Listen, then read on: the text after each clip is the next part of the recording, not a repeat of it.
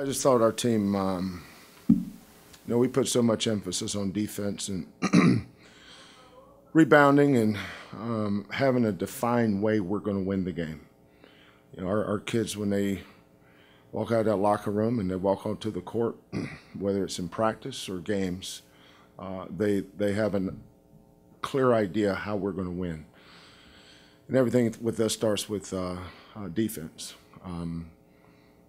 But start the game, we're 0 for 10. I didn't have a problem with any of those shots. They're all clean looks, all not clean, but good looks. Got the ball inside to Breon, shots he makes, but we didn't make any of them. But if we start the game over right now, I'd take the same shots. But last time I checked, that scoreboard keeps track of points. Did you guys notice that? Unless the ball goes in, those numbers don't change. So I got no problem with our offense. Our offense is great. It's making the baskets. It's been the issue, but we stay with it. I liked our young guys tonight.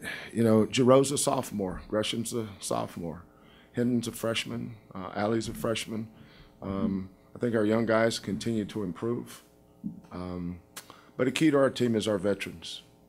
Galen, Corey, Breon, Armani, especially Fabian's almost a veteran. He played a lot last year, but our guys understand what our culture is. That's a very overused, misunderstood word, by the way. It gets thrown around a lot because a lot of people think it's just a word, but it's not. It's our DNA. The way we play is who we are. It's how we practice. That's how we prepare. It's what we demand of our kids on a daily basis. And when you hold a team like that team beat Kansas State. Now, Kansas State's ranked 16th in the nation. That's the same Kansas State team that beat Kentucky last year to go to the Elite Eight. Same Kansas State team. That team beat them and held them to 46 points. That's not an easy team to play against because of their style. They run that matchup zone. They go through with cutters. But I thought our ball movement was outstanding tonight. The second half really moved the ball well. We didn't necessarily shoot it well. It's not something I'm concerned about because we're so good at offensive rebounding. A lot of possessions, we get 2 and 3 shots. If you shoot and miss it, that's 0 for 1, right? If you get the rebound and miss it, that's 0 for 2. You guys follow me here? Now, if you get the next rebound and put it in, it's 1 for 3. So what's your percentage? What? 33%. So that's how you win, shooting 33%. Now if we make the first one, then everybody says we're a great offensive team. If you miss the second, you're a bad offensive team. But if you get the third one and put it in, you're a really good rebounding team. Isn't that the way it works? Isn't that what we say? Yes, so proud of our effort. Good win. Move on to the next one. Questions for you. If you have a question, raise your hand when we get a microphone. Anybody? That's easy then. Richard, we'll go Richard here first. Okay, go ahead, Richard. Coach, you mentioned the play of the young guys all played pretty well, but the veterans are the kind of key to the team. But when you look at a guy like Brooks, and you're talking about you're not concerned when you don't shoot that well. But just talk about a little bit about Brooks, where even on nights that he doesn't shoot well, it's like every night you're going to get some defense and rebounds from him. He had 10 today. I haven't run the numbers, so I don't know how many players we have in this league on scholarship. What do we have? 12 teams, right? How many teams in this league? 12 or 11? 12. So we have 12 teams times 13, right? Okay. There's only 2 guys in the top 7 or 8 or top 10, whatever, in rebounding and scoring. One is Armani Brooks. So it just shows you a lot of ways you can contribute to your team winning. But that takes maturity. That's something we talk about a lot. The difference in mature players and immature players. Mature players find ways to win when things aren't going your way, maybe offensively. Armani had 10 rebounds tonight, right? Am I right? 10 rebounds tonight. He finally got on the offensive boards. We're always challenging our guys to do more. So I don't think this team is has played its best basketball yet. You know, I just think if you're not working to get better, then why do you play? Why do you have practice? What's practice for? To get loose? Well, you practice to get better. You know, so we've got 3 days coming up here that we can get better. But Armani's going to have a ton of games this year where he makes 5, 6 threes. He's going to have some games where he doesn't. But on those nights when he doesn't, we expect him to be mature and do the things that we ask him to do. That's defend and rebound, get loose balls, and make extra passes. Can you talk a little bit also about the energy that Nate brings and even Dejan brings to the game? Dejan. Yeah. Well, you know, freshmen come in and think they're going to their talent is what is going to carry them. You know, we make sure they understand that's not the deal here. You know, we recruited you because of your talent. But you were playing against these players when we recruited you. Now you're playing against these guys. You're not going to out-talent them yet. He will eventually. But right now, he's a freshman. What Nate has is a great motor. If you say, what is Nate's strength? Number one is his character. He's a great, great, great young man. That is his greatest strength, is his character. That allows him to be coached hard. And I do coach Nate hard. But I have high expectations for Nate. I have a high standard for him. When I can get them to create their own standards where it doesn't come from me, that's when they take off. And Nate's starting to create his own standards. When you have standards, you have expectations.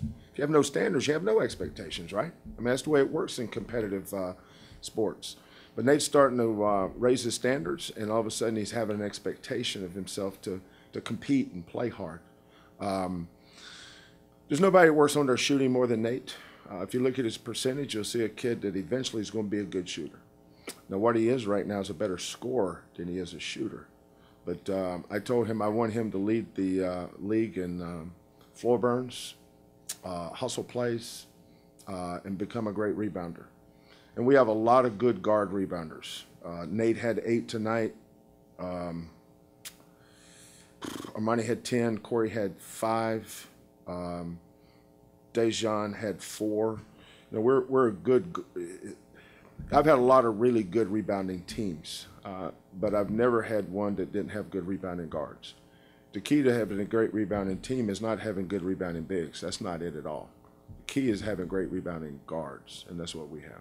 And Nate's got a chance to be an outstanding rebounding guard. But his key is his character, his coachability, and how hard he competes.